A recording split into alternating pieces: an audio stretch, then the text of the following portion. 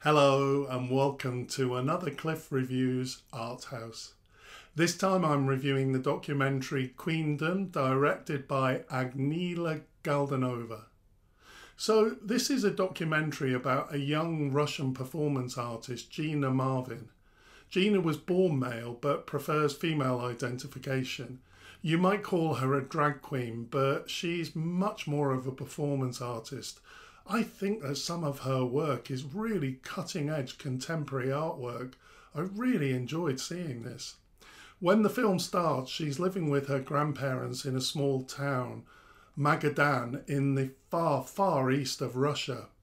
Russia is a difficult enough place to live for the LGBT community, but a small town like Magadan seems even worse. Agniia is really striking. She has an amazing look, both in costume and her body without clothes. I think she would stand out even in London or New York, so Magadan is not a place that in any way can accommodate someone like Agniia. We see her move to Moscow, but it's not much better there, and she has to return to Magadan because she gets thrown out of college. This is all set during the period when the Russian invasion of Ukraine takes place and the anti-LGBT legislation being adopted in Russia. Agniia is a political activist and takes her work out onto the streets. At one level, it's kind of crazy because it's so dangerous for her. We see her beaten up, we see her arrested, we see her thrown out of college for political activism. I really enjoyed the narrative of this film.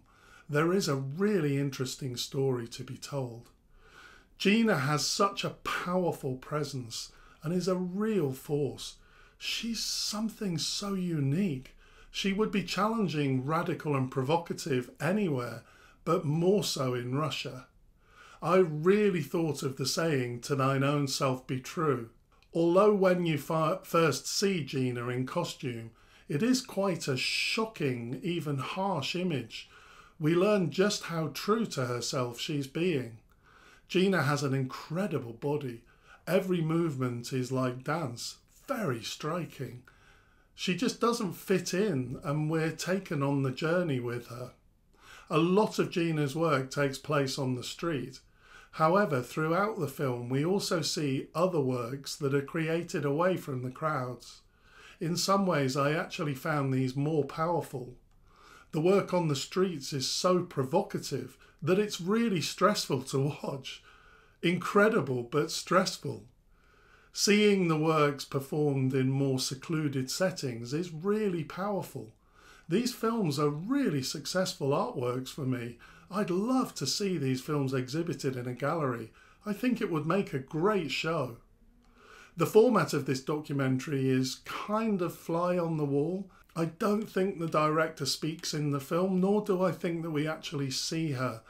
There is one point at which Agniia does talk to the camera to say that they're walking, not riding in the car. But that's an isolated incident. As I've said many times in previous reviews of documentaries, this is my least favourite form of documentary. The camera is often very intimate with Agniia, very close to her, yet Agniia never acknowledges the presence of the camera. When she's having conversations with her grandparents or friends, I can't help feeling that there are question marks over the authenticity. It's not that I think it's fake or scripted. Rather, I don't trust that there's not an element of performance, that it might not be unrehearsed or impromptu. At one level, this doesn't really matter. Some of the footage is performance. This is documenting Agniia's artwork. I have no problem at all with that. So perhaps there is an element of performance in the whole documentary. We don't learn very much about Agniia's personal life. We do see some of her friends, but there's no hint, for example, about her relationships and sex life. Also, we know that she's an orphan, but we don't learn anything about her parents. Whether there was any childhood trauma, for example. Perhaps this isn't relevant, but I personally was curious to know more about her. What we did see of her personal life was her relationship with her grandparents. The documentation of this relationship gives the film real soul and emotion. Her grandparents clearly love her, but especially her grandfather. They struggle with everything that Gina is. We see that they love and accept her, but they don't understand her.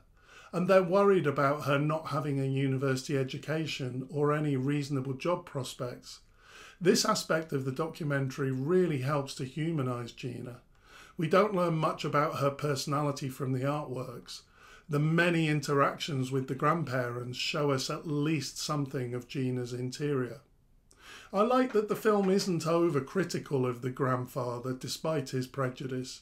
We clearly feel Gina's frustration, but we kind of understand how hard it is for the grandfather to get to the place that he needs to be for full acceptance. I think it serves as a useful indicator of the transition that needs to take place in society. You can introduce laws and social pressures to change attitudes towards queerness, but some people are not going to change easily. Even the grandparents that really love Gina and do kind of accept her have trouble with her gender identity. Just imagine how big it is for society to change. This is why the film is useful, even though it hasn't had big exposure in the UK. I guess that sadly it is a very niche interest film. I appreciate documentaries like this that help to improve awareness and hopefully reduce ignorance and prejudice. It underscores the importance of documentaries like this in broadening understanding and fostering inclusivity, particularly for audiences who may not be directly familiar with the issues faced by the LGBT community.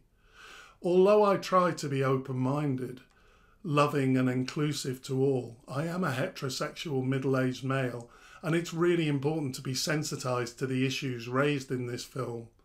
In this regard, I enjoyed it, and I did feel that it informed me of the lived experience of Gina, in a similar way perhaps that some other films that I've reviewed on the channel previously. Two films particularly come to mind: Our Bodies Are Your Battlefields, directed by Isabel Solis, and Lemabel, directed by Johan Raposi. In conclusion, Queendom is much more than a portrait of an artist. It's a journey into the heart of a young person's struggle against societal norms and political oppression. It underscores the importance of documentaries like this in broadening understanding and fostering inclusivity. The film's portrayal of Gina as a radical and provocative figure, particularly in the conservative context of Russia, underscores the power and necessity of art as a form of resistance and self-expression. And the film really highlights Gina's talent as a performance artist. I highly recommend this film. Thanks for watching, and I'll see you next time.